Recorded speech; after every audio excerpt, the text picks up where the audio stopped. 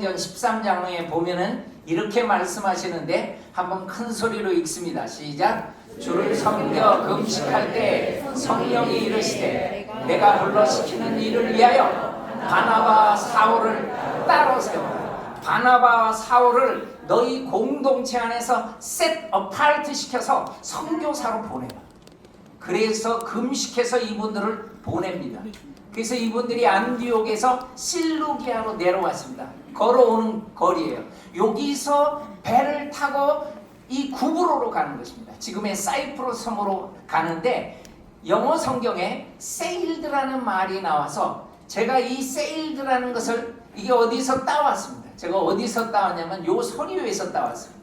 요 서류가 뭐냐면은 SVM에 1888년부터 2년 전에 벌써 여기서 열렸지만은 이때부터 스튜던트 발런티어 무브먼트라는 이름을 쓰기 시작했습니다. 그래가지고 이분들을 이제 해외로 보내게 되는데 요 다큐멘트에 보면은 목적이 분명합니다. 스튜던트 발런티어 무브먼트 for foreign missions입니다. 이거는 해외 선교예요. 그래서 이분들의 서류에 지원서를 냈단 말입니다. 지원서에 뭐가 찍히면 되느냐? 세일드가 찍히면 돼요. 이분들은 선교사로 가신 겁니다. 25,000명이 스튜던트 발런티어 무브먼트를 통해서 전 세계로 흩어집니다. 여러분, 우리 민족을 살렸던 것도 이 무브먼트예요. 정말 많은 분들이 옵니다. 그래서 태평양을 건너서 세일드, 그리고 부산에서 제물포로 배 타고 와서 다 세일드. 그러더니 사도행전 16장에 보면 우리가 잘 아는 드로아에서 주님의 비전을 보고 빌립보에 갑니다. 이 빌립보에 갈 때도 바다기 때문에 세일드에서 간 거예요. 그런데 이 빌립보는 마게도냐 프로빈스에서 가장 첫 성이다. 여러분, 여기가 첫 번째로 여기 도달했다는 게 아니라 첫 성이라고 하는 것은 리딩 시티였다는 거예요.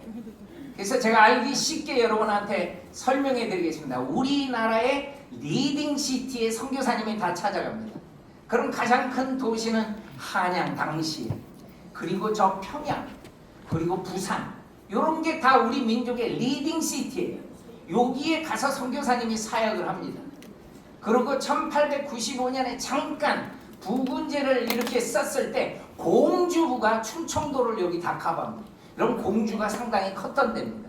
그러니까 이 공주가 커가지고 선교사님들이 이 리딩 시티였기 때문에 여기에도 찾아가게 되는데, 선교사님들이 찾아가기 전에 먼저 이렇게 갔었죠.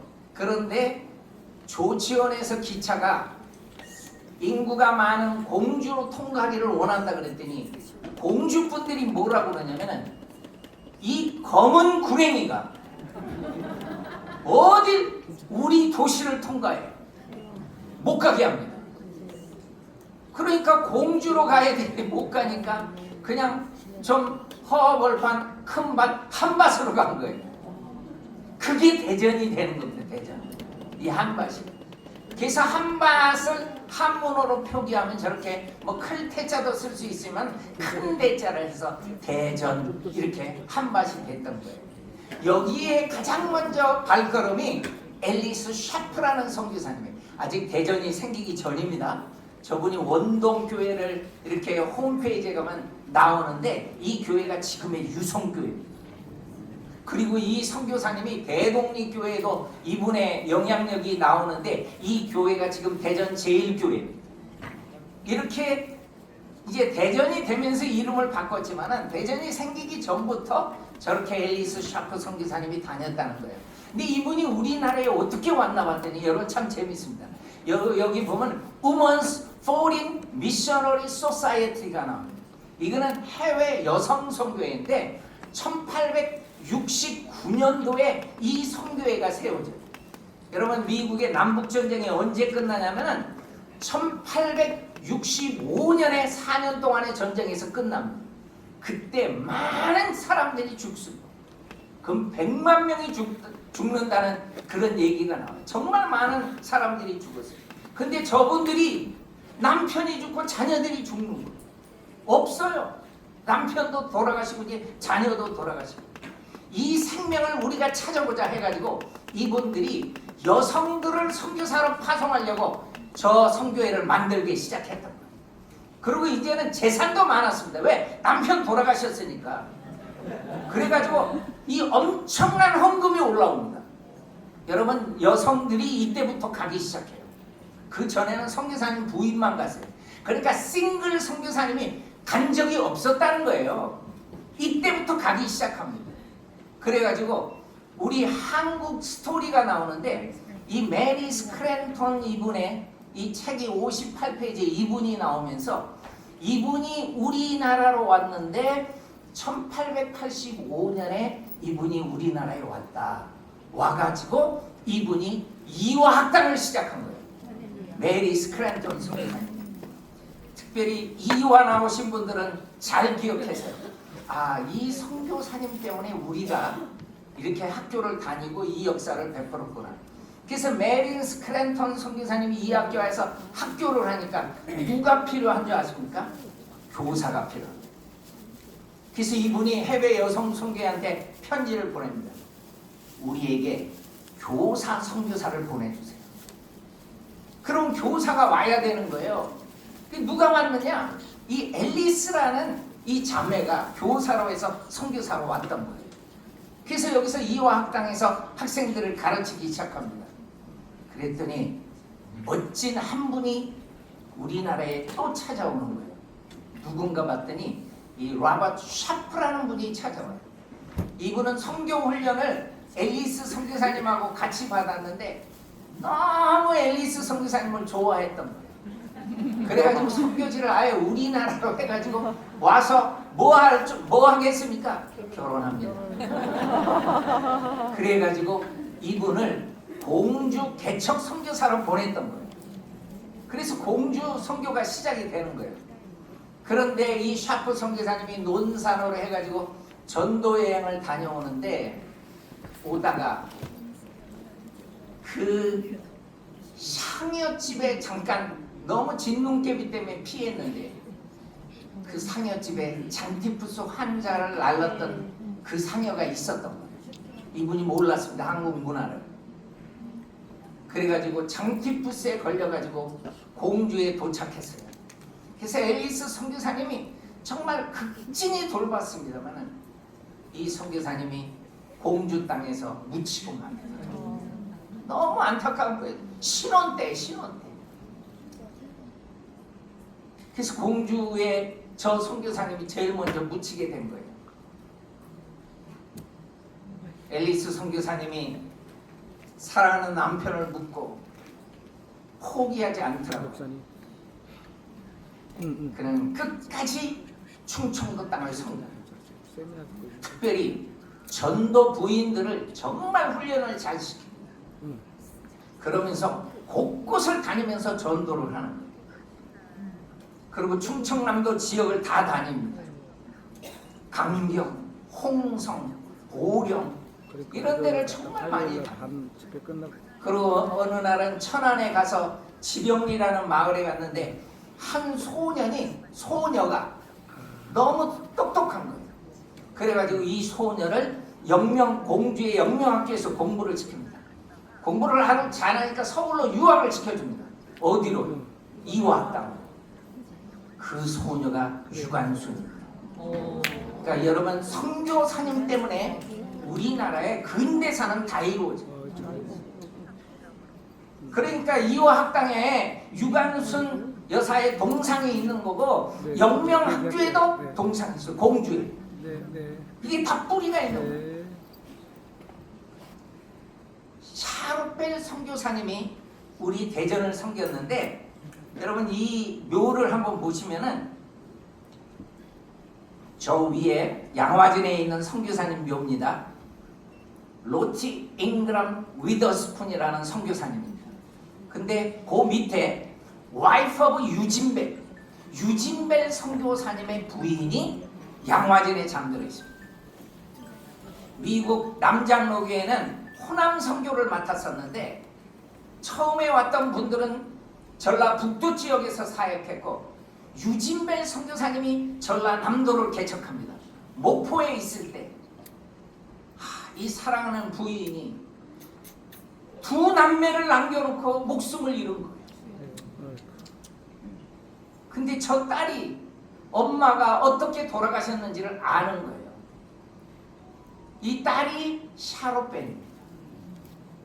이 딸은요 미국에 아버지가 데려다 놓고 고모가 키웁니다. 고모가 잘 키웁니다. 공부도 열심히 잘합니다. 그래가지고 엄마의 뒤를 이어서 이분이 우리나라로 옵니다. 샤롯벨이. 그런데 이 샤롯벨 이 선교사님을 정말 좋아했던 선교사님이 프로포즈 해가지고 결혼에 성공합니다. 이분이 림튼이라는 겁니다. 그러니까 여러분 어떻게 바뀌냐면은 샤롯벨 린튼이 풀네임이 돼요. 남편의 성이 이제는 마지막에 오는 것입니다. 벨은 아버지의 성이었습니다. 그래가지고 린튼 선교사님이 노년에 호남 지역에 대학이 필요하다 했을 때 순천에다 세우자 광주에다 세우자 막 을렁 이렇게 하다가 이분들이 생각을 한 게 땅이 이 대전에 오정동 땅이 나온 거예요. 그래서 그 땅을 다 사가지고 저 린튼 선교사님이 전부 이 학교를 이제 세우기 시작합니다. 그 허벌판에 학생들이 이제 오기 시작한 거예요. 그리고 한복이 어울리는 이 선교사님, 이 샤롯벨 선교사님 정말 멋지게 사역을 감당합니다. 그래서 린튼에 의해서 세워진 대학이 한남대학이 되는 거죠. 그러니까 이 한남대학에 가면은 제가 가서 직접 찍었습니다.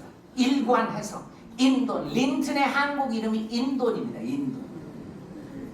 그리고 11관에 가면은 인사레. 남편의 성을 따라가지고 이 샤롯벨이 인사레 한국 이름을 가졌거든요. 그렇게 다 되어 있는 거예요. 그리고 이 한남대에 가면 서필 홀이라고 나옵니다. 그러면서 이렇게 서필 홀이 나오는데 이분은 돌아가시기 전에 은퇴해서 있을 때 선교사님의 이름으로 이 건물을 짓습니다. 방한해 주십시오. 그래서 와서 사진을 찍은 겁니다. 저분 얼마나 감동이 되겠습니까? 자기 이름으로 홀이 생기고 그만큼 한남대에서 사역을 많이 했다는 거예요. 그리고 이분은 이 지금 한남동에 가면 한인촌이 있는데요. 선교사님 촌이 있어요. 거기에 보면 요 집에서 살았습니다. 제가요 한 번은 이 집을 방문했는데 집을 지키는 분이 뭐라고 얘기하냐면은 우리 서필 선교사님이 언제 오십니다 그러더라고요. 그래서 내가 그날을 기다렸어요.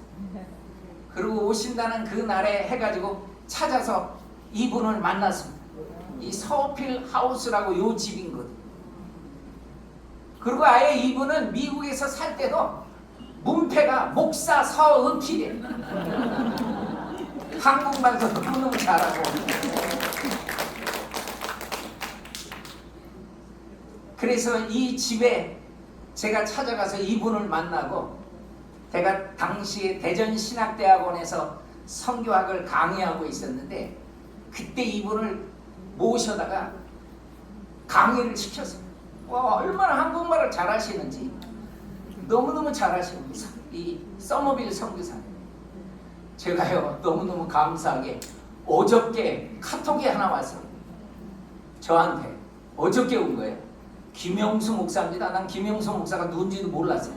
근데 대전신학교 신대원 가정 중에 목사님의 열정적인 강의 듣고 선교적 마음에 딱 와닿았어. 그래서 내가 허락을 했어. 내가 가겠다. 그런데 요 학생은 이 한남대를 다녔어요. 예수 믿는 학생이 아니에요. 그런데 한남대를 다니면서 이 서머빌 선교사님하고 같이 영어 동아리까지 했습니다. 뭐 동아리 회장도 하시고. 그러더니 요 사진을 한번 보시면은 방송실 안 넘어간다? 뭐야? 아, 저긴 넘어갔어? 여기는 왜 누가 만졌어? 아, 여기는 넘어갔는데 요 사진이 뭐냐면은 지금 뭔가 꽃을 달고 이분이 주례를 하는 겁니다. 그래서 그 학생, 예수 안 믿는 학생 지금 주례를 하는 거예요. 그래 가지고 요 분입니다. 주례를 한 거예요. 근데 제가 이분을 어떻게 알았냐면은 이분의 딸이 우리 부산 외대에서 할 때 3회대회를 할 때 이 집 딸이 온 거예요. 딸이 와가지고 선교 탐방을 하는데 버스 안에서 뭐 이렇게 해서 얘기를 하는데 우리 아버지가 선교사님한테 주례를 받았대요. 그 누구냐고 알아봤더니 이 서필 선교사님. 나도 이분 만났었는데 야 아버지 좀 볼 수 없어? 그래가지고 막 제가 얘기를 했더니 진짜로 아버지를 보여줬어요. 언제 왔느냐? 그저께 왔어. 요 딸이 요 가운데서 찬송했던 딸입니다. 요 딸 보입니까? 요 그저께 와서 같이 밥 먹는 거예요. 요 딸 보여요? 요 딸? 요 딸이 민소연이라는 딸이에요. 그래가지고 저는 느꼈어. 너 어떻게 태어난 줄 알아? 내가 대전 땅에 오면서 아버지 엄마 예수 안 믿었을 때 그 아버지가 얘기하더라고. 뭐라고 얘기하냐면 정말 삶으로 보여줬대. 예수 믿고 싶었대. 믿고 싶었대. 그래가지고 믿어가지고 얘는 모태신앙이 된 거예요. 그러니까 덕분에 정말 감사하죠. 방송실 이거 내가 빼라고 그랬잖아. 아니 이 자매가 이거 보여주지 말라고 그렇게 해서 내가 저 이상신 목사 이따 끝나고 하여튼 봐봐. 유성근 목사도 혼날 줄 알아. 저 두 분은요 지금 무슨 생각을 하냐면 언제 얘기했니? 그러게 얘기 안 했어요. 내가 보여주는 거예요. 여러분 1900년에 선교사 자녀들을 위한 학교가 평양에서 열립니다. 잘 보세요. 여기에 평양 포린 스쿨이라고 적혀 있습니다. 근데 이 학교에 선교사님 자녀들이 대부분이 오거든요. 이 루스하고 버지니아 이 두 자매가 선교사님 딸이었어요. 친자매입니다. 그리고 이 학교를 졸업했어요. 평양 외국인 학교를 졸업하면은 대학을 미국에서나 다른 나라에서 갈 수가 있어요. 고등학교뿐이 없었어요. 우리나라. 그러니까 이 루스가 어디 대학을 들어가냐면 여러분 유명한 대학인데 위튼 칼리지를 갑니다. 근데 이분이 그렇게 경건생활 잘하고 기도 많이 하고 선교사님 딸이었으니까. 근데 한 청년이 너무 이 자매를 지켜보고 있다가 너무 좋으니까 프로포즈를 합니다. 그래가지고 결혼을 합니다. 이분이. 여러분 이분이 누구냐면 빌리그람입니다.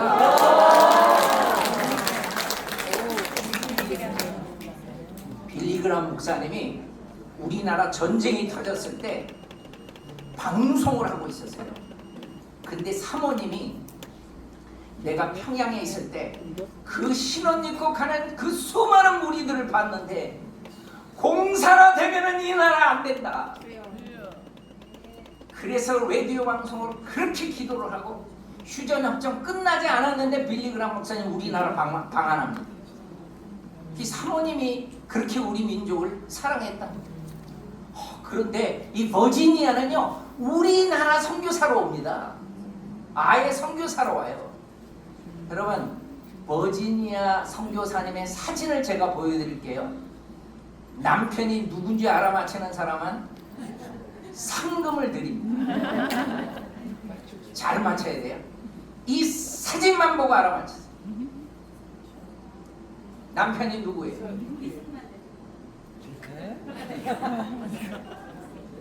조금 전에 얘기했던 서인필 선교사님.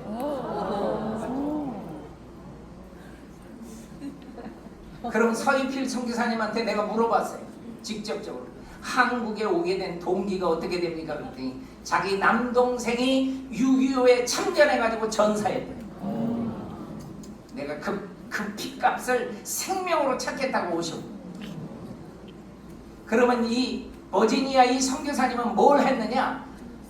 미셔너리 키즈들의 가르치는 교육 현장이 평양 외국인 학교가 이제 공산화돼 버리니까 대전에다 외국인 학교를 세운 거예요. 여러분, 그 학교가 지금 유성으로 이전을 해가지고 저렇게 크리스찬 인터내셔널 스쿨로 바뀌어 있는 거예요. 이 뿌리가 여기서 시작되는 거예요.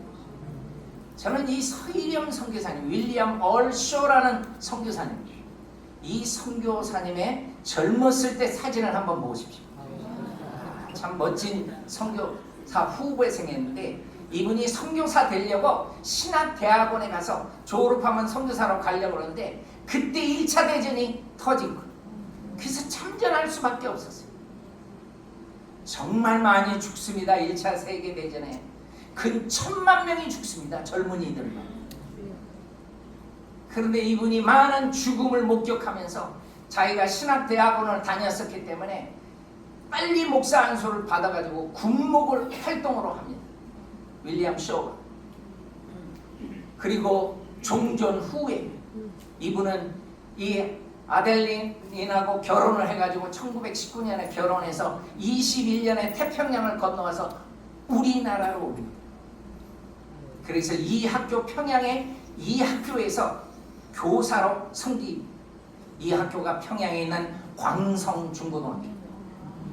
여기에서 섬기고 있는데 아들이 태어납니다. 1922년. 그 아들은 어렸을 때부터 평양에서 자라는 거예요. 그래서 개구장이로 한국 애들이랑 놀면서 아주 한국말도 잘하게 되면서 큽니다. 그리고 외국인 학교에 들어갑니다. 그래서 공부를 마쳤습니다. 어디 가야 돼요? 대학을 가야 돼요. 그래서 대학은 미국으로 갈 수밖에 없었습니다. 한국에 없었기 때문에 미국에서 공부를 합니다. 그런데 이분이 공부할 때 2차 세계대전이 터집니다. 아버지는 1차 세계대전, 아들은 2차 세계대전. 그래서 참전합니다. 해군 장교로 참전했습니다. 그러면서 저 앞에 요 분이 윌리엄 해밀턴 쇼입니다. 그 뒤에 있는 분이 누군지 아세요? 아이젠하워입니다. 아이젠하워. 미국 대통령까지 하십니다. 그러면서 우리나라를 왔습니다. 1947년도, 48년도에 우리 마침 이제 해안 경비대 이 교관으로 이렇게 사역을 하는데 이분 때문에 한국 해군 해병대 창설이 이분이 기여를 하는 거예요. 그리고 많은 강사들이 왔지만은요, 이분들은요 이 해밀턴 쇼 이분의 강의를 너무너무 좋아해요. 직접 한국말로 하거든. 통역도 필요 없어요. 그리고 막 평안도 사투리로 너무너무 재밌게 하는 거예요. 정말 좋아합니다. 그리고 요 사진 보세요. 이게 무슨 꽃을 이렇게 뭐 잡고 있는 것 같아요? 제가 밑에 글을 봤더니 바로 해밀턴 쇼의 부인이 저렇게 진해에 있을 때 벚꽃을 이렇게 만지는 사진이 있어요. 그리고 아들 하나하고 해서 아버지하고 같이 이런 얘기를 합니다. 아버지, 저는 아버지의 뒤를 이어서 한국 선교사가 될 겁니다. 너무너무 좋아해서 아버지가. 그러면 이분이 그 당시에 오면은 교육 수준이 높기 때문에, 그러면 한국 선교사가 되려면 굉장한 교육 수준을 더 많이 공부를 해야 돼요. 그래서 한국 선교사가 되려고 하버드대 대학원에 들어가요. 열심히 공부를 합니다. 여러분, 이분이 공부하고 있는데 우리나라에 6.25 소식이 들려요. 한국 전쟁이 일어난 겁니다. 이분이요 너무너무 고민을 하는 거예요. 그러더니 아버지 어머님한테 편지를 보내요. 이 편지의 내용을 한번 여러분 보십시오. 이분이 편지를 쓸 때 이 요한복음 15장 13절을 딱 써놓고 이 말씀을 묵상하다가 결정해버렸다는 거예요. 결정한 게 있어요. 뭘 결정했느냐? 이걸 결정해요. 아버지, 어머니, 나는 한국에서 태어났습니다. 저는 한국 사람입니다. 저는 선교사가 되어 한국으로 가려고 준비하고 있습니다. 지금 한국 국민이 전쟁 속에서 고통당하고 있는데 이를 먼저 돕지 않고 전쟁이 끝난 후에 평화가 왔을 때 한국에 내가 선교사로 간다? 아버지, 어머니, 제 양심이 도저히 허락하지 않습니다. 이 편지에 부모님이 아무 말도 못해요. 부인한테 얘기합니다. 두 아들이 있었습니다. 여보,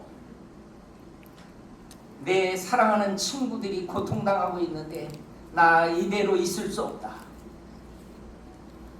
나 군에 재입대하겠다. 이분은 해군 장교로 군복무 다 마친 분입니다. 한국 전쟁에 참전하려고 재입대하겠다는 말. 부인도 아무 말도 못합니다. 아버지는요, 전쟁이 일어났을 때 많은 분들이 다 본국으로 가거나 하와이로 가거나 필리핀으로 가거나 다 이렇게 전쟁이 일어나니까 다 피해 있었어요. 이 윌리엄 얼쇼 이분은 안 갑니다. 내가 전쟁에서 죽더라도 좋다. 그래서 이분에 의해서 우리나라의 군목제도가 실행됩니다. 그래서 정말 많은 사람들을 돌봅니다. 고아들을 돌봅니다.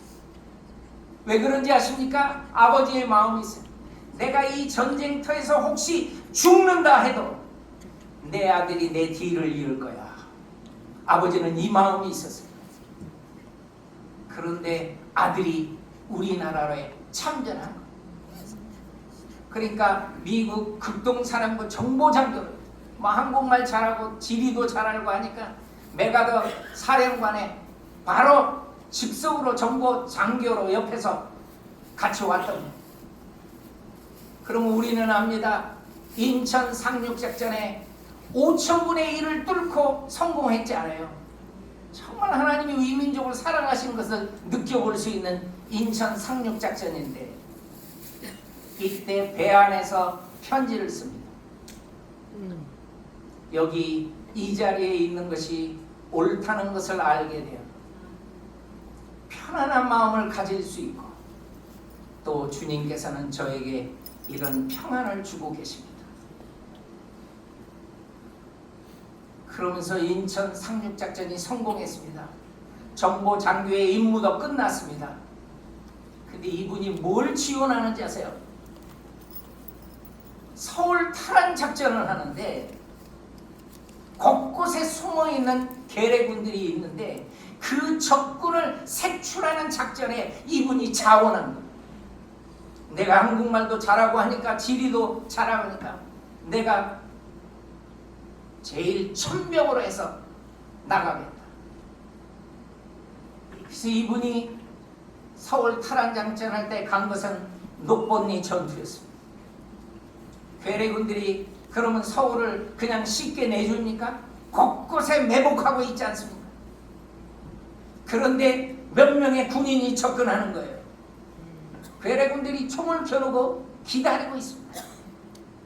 가장 가까이 왔을 때 쏘면은 대부분이 다 전사합니다. 그걸 괴뢰군이 기다리고 있었습니다.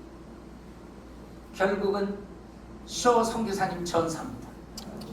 녹번리 전투 그쪽에 있어요.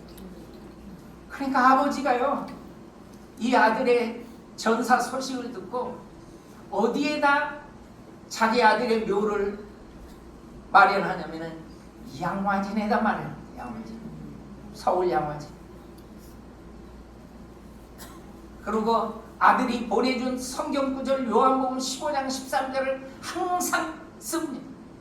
기념비를 만든다 해도 씁니다. 이 구절은 꼭 써요. 녹번리 쪽이었으니까 은평 평화 부분에 이분의 동상이 생깁니다.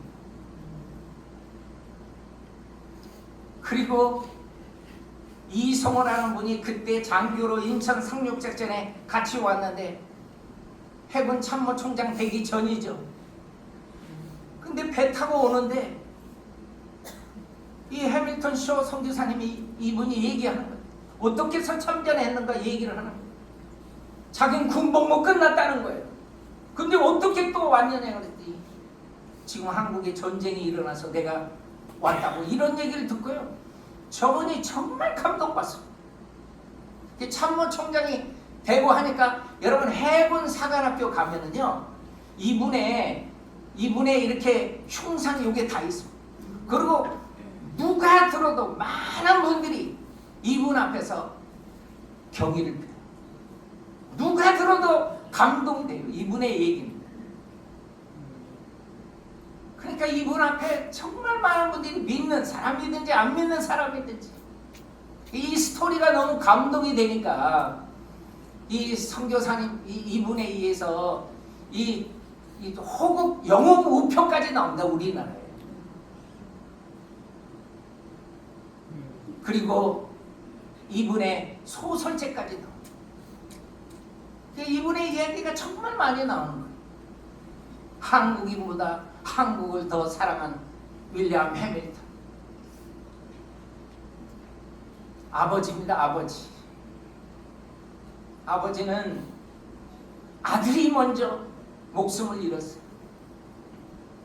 그러니까 이 아들을 먼저 보내놓고 여러분 제가 선교사님들을 많이 연구해 보지만은 부모님이 먼저 돌아가시는 게 순리예요. 다 그 뒤를 이어요 자녀들이. 근데 이 아들은 먼저 죽은 거예요. 그래서 이분이 목원대 교수로 있으면서 예배당 채플이 없으니까 자기 아들의 이름으로 이 헌금을 모금을 합니다. 그러니까 5,955명의 친지와 그 지인들이 목원대에다가 헌금을 해가지고 이 해밀턴 쇼데이의 기념 채플이 세운 거예요. 56년도 기념 예배당이 생깁니다. 그래서 많은 학생들이 여기에서 주의 종으로 훈련받고 은혜 받고 그리고 가는 거예요. 이 부모님의 참 마음을 위로하고 힘이 되었던 것은 이 교회를 항상 바라볼 때였다고 합니다. 내가 그 사진을 봤더니 이렇게 뒤에 아들의 이름으로 교회가 세워졌고 그리고 그 앞에서 사진을 찍은 모습이 보이더라고요. 그리고 목원대가 지금의 신캠퍼스로 이전했지만은 그래도 해밀턴 쇼 기념 예배당은 생겼습니다. 그대로 유지합니다. 누가 봐도 자랑스러운 거죠. 여러분 여기에 아들만 없습니다. 아버지 어머니가 있고 그리고 부인이 있고 아들들이 컸습니다. 저 어머니가 의도적으로 한국에서 애들을 키웁니다. 그리고 남편이 못한 사역을 이루려고요. 부인은 이화여대 교수로 사역하고 장남은 서울대 교수로 해가지고 아버지가 못한 사역을 그대로 이어가요. 하버드 대학에서 박사학위 받아가지고 그리고 서울대 교수로 사역을. 그리고 아버지가 이 아들을 생각하면서 남긴 한 글입니다. 힘써 순수하게 살았고 아들을 생각하는 것. 주님이 가신 길을 따랐고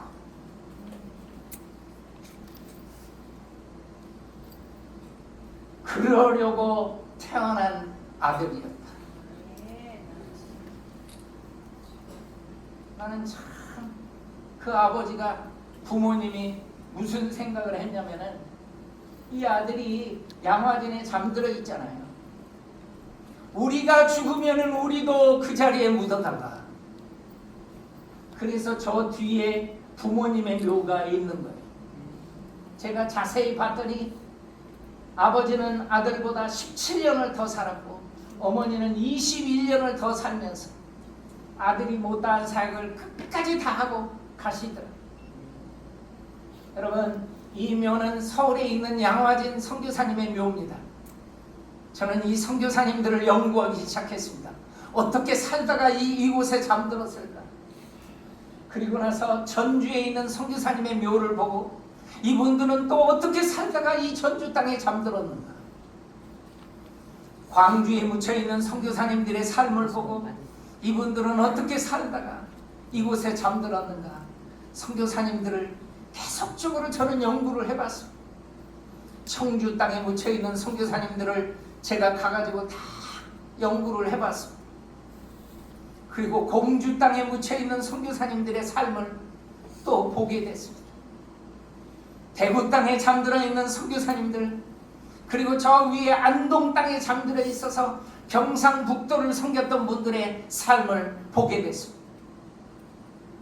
그리고 경상남도를 사역했던 선교사님들, 지금 창원에 기념비라도 만들어 놨는데 제가 이분들의 삶을 많은 한국 성도들에게 나눌 때마다 하나님이 주시는 동일한 눈물이 하나 있어요. 너희 민족은 1600년 동안 불교로 우상 숭배하면서 살았던 민족이야. 조선시대 때 숭의정책스러운 바람에 그렇게 집집마다 제사하며 살았고, 아니 반만년에 그 샤머니즘 문화로 푸닥거리하고 점쟁이 찾아다니면서 살았던 사망의 땅 그늘에 앉은 백성으로 너희 민족이 죽어갔을 때, 내가 사랑하는 아들아, 사랑하는 한국 성도들아, 내가 141년 전에 너희 민족에게 선교사를 파송했다. 그리고 예수님을 믿을 수 있는 기회를 줬다. 흑암에 앉은 백성으로, 사망의 땅으로 그늘에 앉은 우리 민족이 죽어갔을 때 이 선교사님들의 땀과 눈물과 피의 열매로 100년 만에 서울 여의도에서 선교대회 하지 않습니까? 한국 기독교 100주년 선교대회 전국에서 다 오지 않습니까? 섬에서도 오고 산골짜기에서도 오고 어촌에서 오고 이 선교사님들이 곳곳에 다니면서 복음을 전했기 때문입니다. 저는 알게 된 게 있어요. 제가 한국교회에 지금도 강력하게 외치는 한마디가 있습니다. 우리는 일반 그리스도인들 때문에 예수 믿은 거 아닙니다.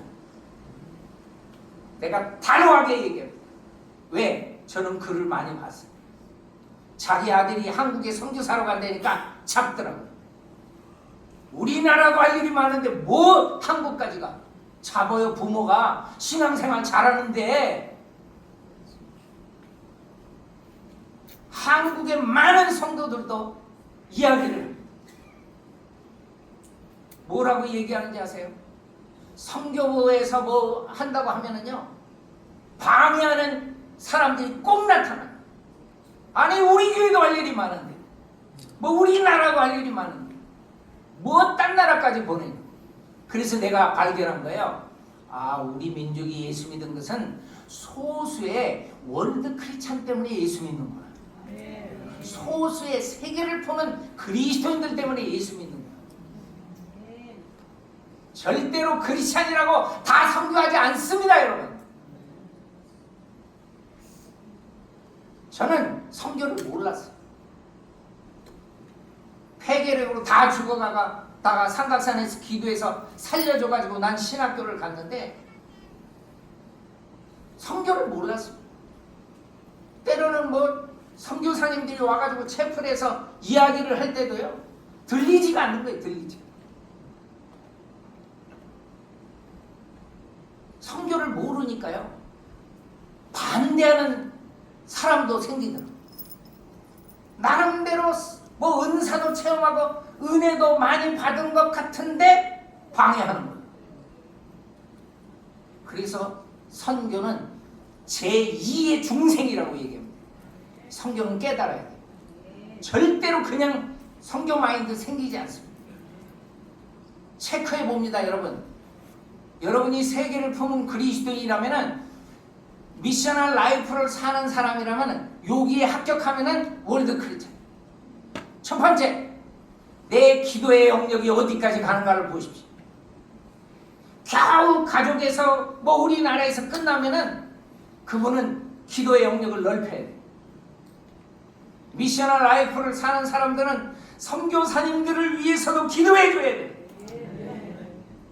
선교지를 놓고도 기도해 줘야 돼. 두 번째, 내 헌금의 영역이 과연 선교헌금으로 가는가? 나는 용돈을 아껴서라도 선교헌금 드리는가? 체크해봐요. 만약 여러분이 선교헌금 안 하면은 여러분들은 하면서 살아야 돼. 우리나라에 오셨던 선교사님들을 뒤에서 후원하려고 가난하니까 금식하면서 하더라. 금식하면서. 그렇게 어렵게 어린아이들도 그렇게 고사리 같은 손으로 저금통을 깨서 선교헌금을 했다고요. 우리 민족이 그래서 살았다고요. 아멘. 근데 한국 성도들이 선교헌금을 안 한다. 문제 있는 거예요. 마인드에 변화가 있어야 되는 거예요. 셋째, 나는 영광스러운 선교사의 삶으로 반응하고 살아가는가. 여러분들이 많은 선교사님이 오셔서 아멘 하고 너무 감사하죠. 그런데 이 삶이 얼마나 귀한 삶인 줄을 알아야 돼요. 큰 소리로 한번 외칩니다. 미셔널 라이프를 사는 사람들은 첫 번째 뭐예요? 기도의 반응이 있어야 돼요. 두 번째요, 헌금의 반응이 있어야 돼요. 또요, 삶으로 반응해. 선교사 돼야 돼요. 내가 여러분 쳐다보니까 조금 찔리지? 선교사로 가면 돼. 정말 멋진 간증이 생긴다. 국내에서 간증은요, 별 볼 일 없습니다. 국내 간증은 필드에 가가지고 정말 거기에서 간증을 만들어내야지. 하얀 간증 가지고는요 어디 가서 간증하는 생각도 하지 말아요. 맞습니다. 피해 간증이 있거든요. 피해 간증. 이거는 선교 사는 사람만이 느끼는 거예요. 우리 주여를 크게 외치고, 하나님 나도 이렇게 살기를 원합니다. 동성으로 기도합니다. 주여! 하나님 아버지 감사합니다. 우리가 어떠한 민족으로 살았는지, 어떠한 복음을 듣게 됐는지 하나님이 은혜를 잘 알고 하나님 그 사명을 잘 감당할 수 있는